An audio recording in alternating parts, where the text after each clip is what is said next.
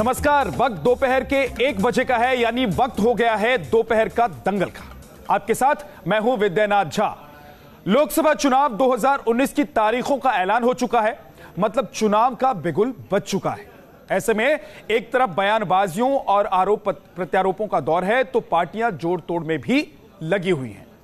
एक तरफ बीजेपी है तो दूसरी तरफ महागठबंधन की हवा है। लेकिन इस लोकसभा चुनाव में 10 से ज्यादा बड़ी क्षेत्रीय पार्टियां हैं जो ना तो एनडीए और ना ही यूपीए के साथ हैं, लेकिन ये पार्टियां बड़ी भूमिका निभाने वाली हैं। ऐसे में आज दोपहर का दंगल में हम पूछ रहे हैं सवाल, क्या विपक्ष एकजुट होकर मोदी का मुकाबला कर पाएगा? मोदी के खिलाफ महागठबंधन का चेहरा कौन होगा? आज दोपहर का दंगल में हमारे साथ खास मेहमान हैं राजेश बादल साहब, वरिष्ठ पत्रकार स्टूडियो में मौजूद हैं। बहुत बहुत स्वागत है सर आपका। अब्दुल हाफिज गांधी, प्रवक्ता समाजवादी पार्टी से हमारे साथ हैं। राजीव जेटली साहब, बीजेपी के नेता हमारे साथ हैं। और संजय चोकर, प्रवक्ता कांग्रेस से हमारे साथ हैं। बहुत बहुत स्वागत है आप तमाम लोगों का दोपहर का दंगल में। लेकिन सबसे पहले मैं कांग्रेस के नेता के पास जाना चाहूंगा। संजय चोकर साहब, क्या महागठबंधन है या फिर यह एक सिर्फ हवा है?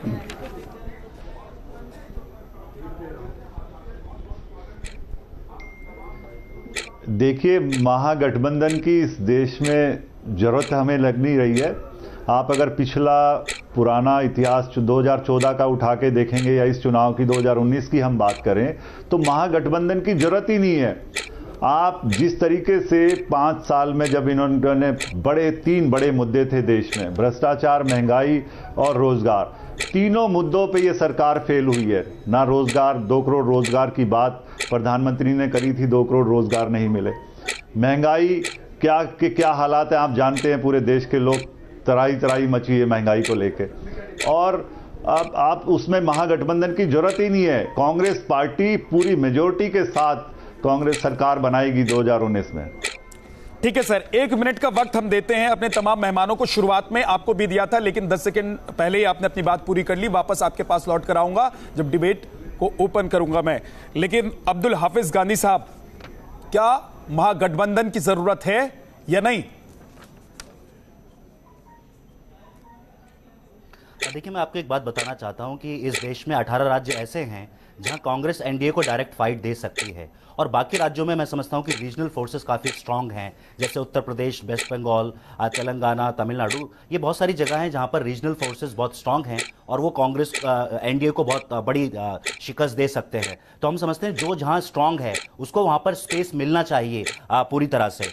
उत्तर प्रदेश के अंदर सापा, बसपा और जो आरएलडी का गठबंधन हुआ है वो सशक्त है, मजबूत है, और उसने हमेशा जनता के सरोकारों से जुड़े हुए इश्यूज और मुद्दों को उठाया है। हमने गन्ना किसानों के मुद्दों को उठाया है, महिला सशक्तिकरण के मुद्दों को उठाया है, लॉ एंड ऑर्डर के मुद्दे को उठाया है, किसानों को जो समस्या आ रही है इस देश के अंदर हमने वक्तन फवक्तन उसको उठाया है। आप ये देखिए, इंफ्रास्ट्रक्चर डेवलपमेंट में हमने काम किए हैं। आगरा और लखनऊ एक्सप्रेस पे उसका जीता जागता उदाहरण है। अभी जो मेट्रो की चर्चा लखनऊ के अंदर चल रही है वो अखिलेश जी की देन है, और 23 महीने के अंदर हमने वो प्रोजेक्ट पूरा करके रख दिया। उसके बाद आप देखिए कि जो डिजिटल डिवाइड था इस देश। 1 मिनट का वक्त खत्म हो गया अब्दुल हाफिज साहब।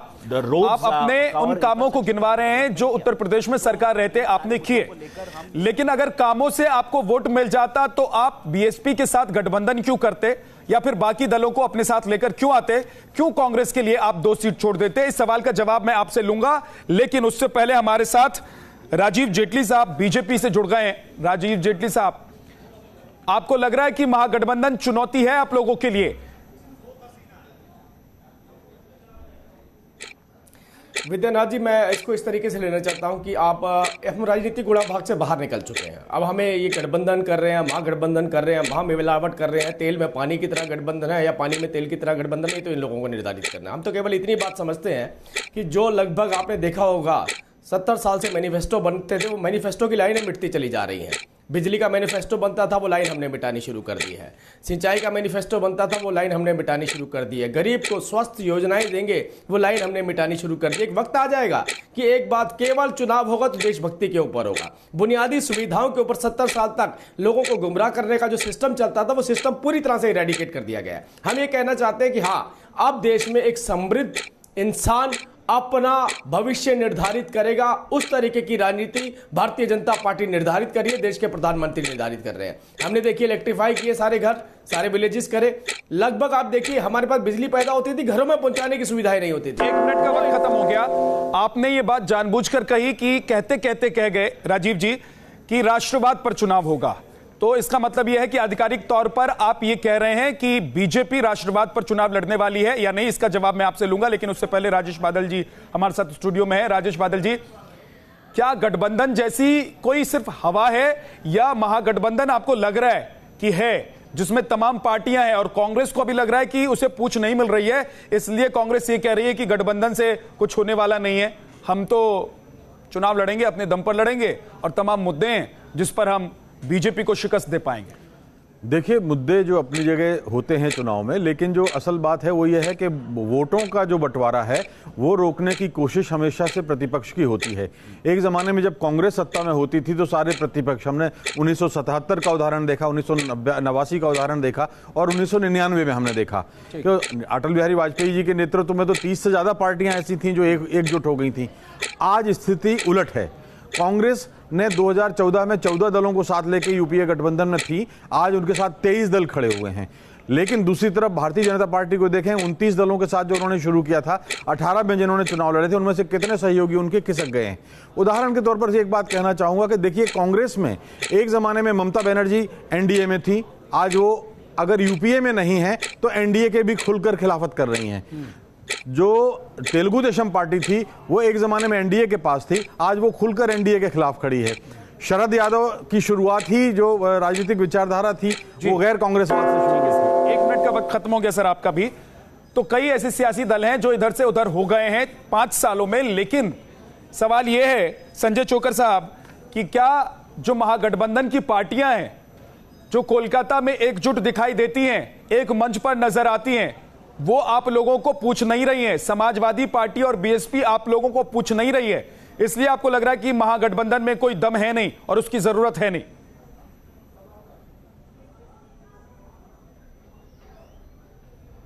पहले मैं राजीव जेटली जी का जवाब देना चाहता हूं कि इन्होंने खुद ही मान लिया कि हम विकास के मुद्दे पे चुनाव नहीं लड़ रहे हैं, हम राष्ट्रवाद के मुद्दे पे चुनाव लड़ रहे हैं, क्योंकि इनको पता है। और इन्होंने मैनिफेस्टो की जो बात करी है, अगर आप मैनिफेस्टो 2014 का उठा के देखेंगे तो एक भी मैनिफेस्टो पे इन्होंने काम नहीं किया।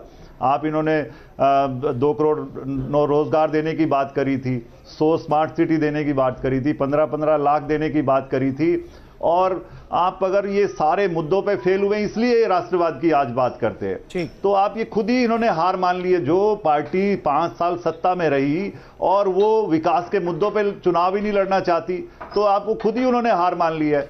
और जहां बात आपने गठबंधन की करी, सारे के सारे नेता, ममता बनर्जी बहुत ही सम्मानित नेता हैं और आपने देखा भी है कल सर्वे में किस तरीके से 80% वोट परसेंटेज उनके पास है। और सारे नेता जब समय आएगा, सारे के सारे, अभी हमारे साथी ने बात करी कि जो गठबंधन एनडीए के साथ पहले था, सारे इनके अलाइंस, चाहे वो पीडीपी है, चाहे वो और सारे दल है, वो सारे के सारे इनसे नाराज होकर इनको छोड़ के चले गए हैं। और महागठबंधन आप देखना आने वाले जब समय आएगा तो सारे के सारे एक होकर हम इनके खिलाफ काम। समाजवादी पार्टी आपकी साथी है क्या? नहीं, समाजवादी पार्टी बिल्कुल आप 2 तरह से, जब आपने देखा होगा, अगर राजनीतिक बात आप करें, 2 तरह से अलायंस होता है, एक प्री पोल अलायंस होता है, एक पोस्ट पोल अलायंस होता है। तो कई बार ऐसे तो मौके का फायदा उठाने के लिए आप लोगों ने ये गठबंधन जो है नहीं उसकी बात कर ले रहे हैं कि वक्त आएगा तो उसका फायदा भी हम उठा लेंगे, है ना? आप अगर यूपी की बात करें तो यूपी में कल आपने देखा भी, अगर टीवी चैनल पे दिखाया कि सबसे ज्यादा नुकसान 50 सीटों का नुकसान, 73 सीट यूपी में बीजेपी को मिली थी 2014 में, 50 सीटों का सीधा नुकसान यूपी में इनको हो रहा है। आप बिहार में इनको 20-25 सीटों का नुकसान हो रहा है। तो कहां से सरकार बनाने की बात? राजीव जेटली जी, तो गठबंधन जब समय आएगा, सारे के सारे लोग इकट्ठे मिलके, तो मैं इस बात सारे लोग मिलके हम चुनाव के बाद तय करेंगे कि किस तरीके से हमें सरकार बनानी है। राजीव जेटली, देखिए पहले तो मैं इस बात का जवाब देता हूं कि मैंने आपसे कहा कि हम राष्ट्रवाद के ऊपर चुनाव इसलिए लड़ना चाहते हैं क्योंकि एक जो नीति होती थी कांग्रेस या जितने भी राजनीतिक पार्टियां बैठी हैं यहाँ पर कि भूखे को इतना भूखा रखो कि रोटी के अलावा ना सोच पाए, लेकिन ये सोचते थे कि इतना भी मत रखो कि बगावत पर उतर आए। इसीलिए मैनिफेस्टो इस तरीके के बनाए जाते थे कि मुद्दा ही नहीं है इनके पास, इनके पास मुद्दा ही नहीं है, मुझे बिजली मिलेगी। अब की बार मैं केवल ये बोल रहा हूं, अब की बार सरकार आएगी तो पानी मिलेगा, अब की बार सरकार आएगी तो किसानों को पेंशन मिलेगी, अब की बार सरकार आएगी तो गरीबी हटेगी। मेरे मित्र को, संजय जी को शायद ये नहीं पता। राजीव जी ये बताइए 2014 में आपने तो वादे किए थे, कितने वादे पूरे किए आपने 2014 के मैनिफेस्टो का? ये भी तो जनता के सामने लाइए। 2014 का मैनिफेस्टो उठा के बात करिए। कोई इस देश से प्रेम करता है, 2014 का मैनिफेस्टो उठा के बात करिए। कोई राष्ट्रवादी है, हर कोई देश प्रेमी है और हर कोई देशभक्त नहीं है। आप इनको चुप कराएंगे तो हर नागरिक देशभक्त है। इनसे बुलवा लीजिए, फिर मैं क्या बोलूं? देश का हर नागरिक देशभक्त है, राष्ट्रभक्त है। संजय जी और अब्दुल जी एक सेकंड जरा सुन लीजिए, राजीव जेटली को सुन लीजिए, वो क्या कह रहे हैं उसके बाद आप जवाब दे दीजिए। ऐसे नहीं बात, ऐसे चर्चा नहीं होगी। ये लुटेरों की तरह डिस्कशन करेंगे तो मैं क्या डिस्कशन करूंगा? ठीक है, बोलिए राजीव जी, आप बोलिए, आप अपनी बात पूरी कीजिए। मैं केवल इतना बोलना चाहता हूं कि जो बुनियादी सुविधाएं, मैंने आपसे कहा कि भूखे को इतना भूखा रखें कि रोटी के अलावा ना सोच पाए, इतना ना रखें कि बगावत पर उतरे। मैंने ये क्यों रखी बात? ये इसलिए रखी, हर बार चुनाव आता था, 70 सालों से हर बार मैनिफेस्टो बनता था। क्या आज ये अपने मैनिफेस्टो में डाल सकते हैं कि हम जब अगली बार आएंगे तो बिजली देंगे? अरे भाई, दे दी गई है। क्या ये आज अपने मैनिफेस्टो में डाल सकते हैं कि अगली बार आएंगे तो किसानों को पेंशन देंगे? वो दे दी गई है। ये बहुत सारी ऐसी बातें हैं जो अपने मैनिफेस्टो में डालते थे, वो हमने हटा इसलिए दी कि आप आम इंसान अपनी बुनियादी जरूरतों की लड़ाई से बाहर निकल के केवल देश के बारे में सोचे, केवल देश के बारे में सोचे। यही बात मैं बोल रहा था। अभी तो मैं खुली चुनौती देता हूं मैं संजय जी को। अभी महंगाई के ऊपर राजीव जी, क्या आप ये कह रहे हैं कि विकास, महंगाई का आंकड़ा, विकास के जितने काम थे वो आप लोगों ने कर दिए हैं, इसलिए राष्ट्रवाद इस बार आपका मुद्दा सरकार में? राजीव जी, क्या आप ये कहना चाहते हैं कि विकास के जितने वादे आपने किए थे वो पूरे कर दिए, इसलिए राष्ट्रवाद इस बार आपका मुद्दा है? का आंकड़ा अब 5% से ऊपर नहीं जाता है। ये नहीं, ये सिर्फ ये कहना चाहते हैं कि सिर्फ अकेला नरेंद्र मोदी ही देश के बारे में सोचता है क्या? और दूसरे दल के नेता देश के बारे में नहीं सोचते या अपनी बुराई कर रहे हैं? ये पहले सोच तो लीजिए, आप क्या बता रहे हैं? महंगाई के बारे में बोलने से पहले आपको सोचना चाहिए था कि भाई मेरे पास, हमारी सरकार में 12% पे महंगाई रहती थी, भारतीय जनता पार्टी में 5% से ऊपर नहीं गई, तो सीधा सीधा ये अपनी पार्टी की जो बेकायदगी है उसको उजागर कर रहे हैं चैनल पर बैठकर। मैंने तो अभी महंगाई की बात भी नहीं करी थी, मैं तो बता ही रहा हूं आंकड़ों के साथ कि हम 5% से ऊपर। राजीव जी, आप डाटा तो बाहर आने नहीं देते, आज आप अनएम्प्लॉयमेंट का डाटा बाहर नहीं आने देते। राजीव जेटली जी, आपको जवाब देना चाहते हैं अब्दुल हाफिज। फॉर्मूला आपने 2015 में चेंज कर दिया। अब्दुल हाफिज बोलिए। देखिए इन्होंने जीडीपी का फॉर्मूला 2015 में चेंज कर दिया अपने हिसाब के मुताबिक। ये अनएम्प्लॉयमेंट का डाटा बाहर नहीं आना देना चाहते हैं। ये लोग सुप्रीम कोर्ट में गलत एफिडेविट दाखिल करते हैं राफेल के केस में।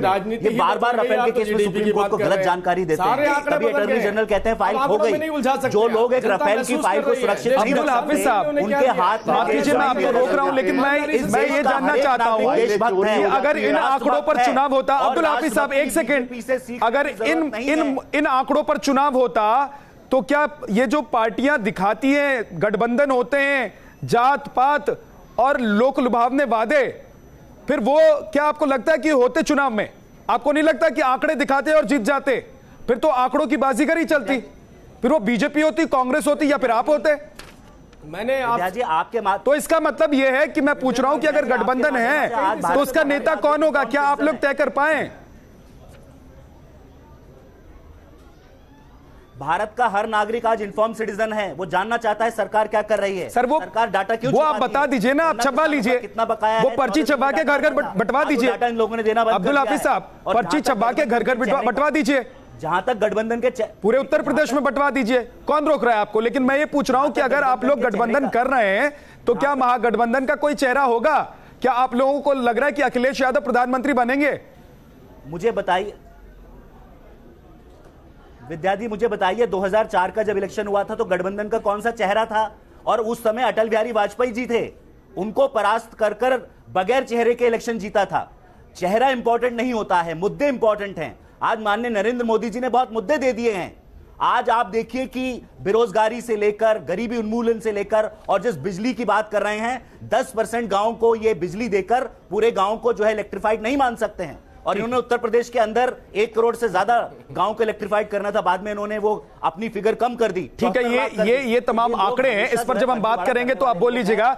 लेकिन राजेश बादल साहब, चेहरे का चुनाव, अगर ये आंकड़े ही सब कुछ हैं, अगर ये आंकड़े ही सब कुछ हैं जैसा कि अब्दुल हाफिज बता रहे हैं, तो फिर ये गठजोड़, गठबंधन, महागठबंधन, समीकरण, ये सब क्या है? इसकी जरूरत क्या है? देखिए, किसी भी गठबंधन का वैसे मूलतः आधार तो वैचारिक होता है। अब इन दिनों वैचारिक आधार करीब करीब हाशिए पर चला गया है। करीब नहीं सर, पूरी तरह से हाशिए पर। और हमने देखा भी है कि जब ये गठबंधन बेमेल हुआ है तब गाड़ी पटरी से उतर गई। मसलन विश्वनाथ प्रताप सिंह की सरकार को एक तरफ से वामपंथियों ने समर्थन दिया था, दूसरी तरफ भारतीय जनता पार्टी ने समर्थन दिया था। सरकार 1.5 साल नहीं चली। 4 दलों ने मिलकर के एक जनता पार्टी नाम का दल बनाया, केवल 2.5 साल सरकार चली। अटल बिहारी वाजपेयी ने बेशक 5 साल सरकार चलाई, लेकिन यहां तो अब मोदी जी खुद ही कह चुके हैं कि मिलावट और महामिलावट है। यानी दोनों बड़े दल, भारतीय जनता पार्टी और कांग्रेस पार्टी, दोनों ही के लिए आदर्श स्थिति अपने लिए वो ये मानते हैं कि अगर उन्हें अपने बूते पर संपूर्ण बहुमत मिल जाए, दोनों के सामने ये गठबंधन मजबूरी का गठबंधन होता है और किसी तरह उनको निभाना पड़ता है। ठीक है संजय चोकर साहब, अगर मान लीजिए कि आंकड़े ऐसे आए कि ममता बनर्जी के साथ हाथ मिलाना पड़े या फिर समाजवादी पार्टी बीएसपी के साथ हाथ मिलाना पड़े, तो तैयार हैं उसके लिए क्या?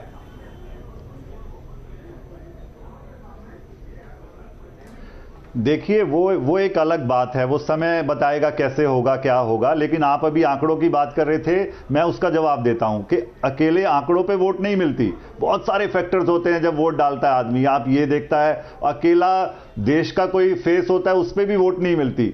आप बहुत सारे फैक्टर्स होते हैं, लीडरशिप होती है, पार्टी को देखा जाता है, लोकल स्टेट में जो इसकी सरकार है वो किस तरीके से काम कर रही है। बहुत सही बात आपने कही। लोकल एमपी है तो उसकी क्या परफॉर्मेंस है, तो बहुत सारे फैक्टर्स होते हैं। अकेला आंकड़ों पे ही वोट नहीं मिलती। सर इसीलिए और आप देखना जिस तरीके से हालात इस देश में, महागठबंधन, अगर मान लीजिए परिस्थिति ऐसी बनती है कि महागठबंधन हो, या फिर जिस महागठबंधन की बात होती है, तो राहुल गांधी होंगे उस महागठबंधन का चेहरा?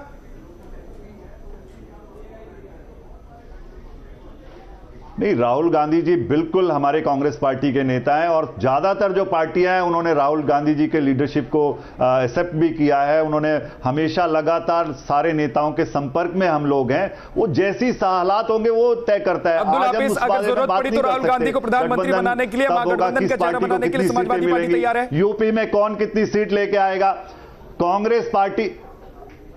कांग्रेस पार्टी अकेले मेजोरिटी में आएगी, और अगर जरूरत पड़ेगी तो बहुत सारे हमारे जो साथी जरूरत की बात मैं कर रहा हूं। अब्दुल हाफिज, अगर जरूरत पड़ेगी तो क्या राहुल गांधी को आप लोग महागठबंधन का चेहरा बनाएंगे, उनको प्रधानमंत्री के लिए आगे बढ़ाएंगे?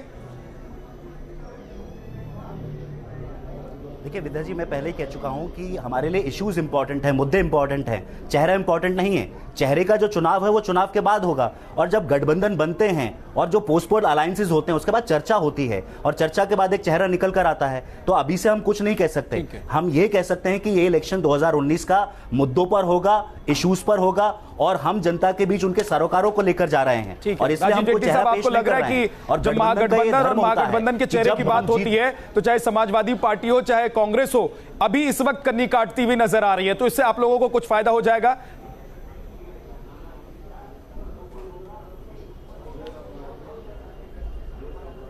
आपने मेरे से, विद्या जी आपने मेरे से प्रश्न उठाया। जी बिल्कुल बिल्कुल, आपसे पूछ रहा हूं राजीव जी।